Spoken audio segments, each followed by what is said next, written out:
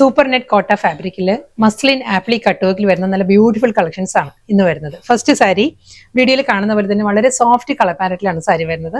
അതിലൊരു പീച്ചാണ് കോമ്പിനേഷൻ പറയുകയാണെങ്കിൽ. പീച്ചിൽ ഫുൾ ആ ഒരു മസ്ലിൻ ആപ്ലി കട്ട് വർക്ക് ആയിരിക്കും, ലോവർ ബോർഡർ വരിക. ആ ഒരു പീച്ച് ടോണിൽ തന്നെയുള്ള ഫ്ലോറൽ എംബ്രോയിഡറി വർക്കാണ് ബോഡി കംപ്ലീറ്റ് വരുന്നത്. ഈ ഒരു പാറ്റേണിലായിരിക്കും ബോഡിയിൽ ആ ഒരു മോട്ടീവ്സ് വരുന്നത്. ത്രെഡ് വർക്കിലുള്ള മോട്ടീവ്സ് ആയിരിക്കും ബോഡിയിൽ വരുന്നത്. വളരെ സോഫ്റ്റ് ആയിട്ടുള്ള ഒരു കളർ ടോൺ കേട്ടോ. ഒരു ഐവറി ക്രീമാണ് സാരിയുടെ ടോൺ വരുന്നത്. ഐവറി ക്രീമിൽ ഒരു ബേജ് ബ്ലെൻഡഡ് ഐവറി ക്രീമാണ് സാരിയുടെ ബോഡി കളർ. അതിൽ പേസ്റ്റൽ പീച്ച് ആയിരിക്കും ഫ്ലോറൽ എംബ്രോയിഡറി വർക്ക്. ആ ഒരു മസ്ലിൻ ആപ്ലി കട്ട് വർക്ക് വരുന്നത് ഈ ഒരു പാറ്റേണിലാണ്.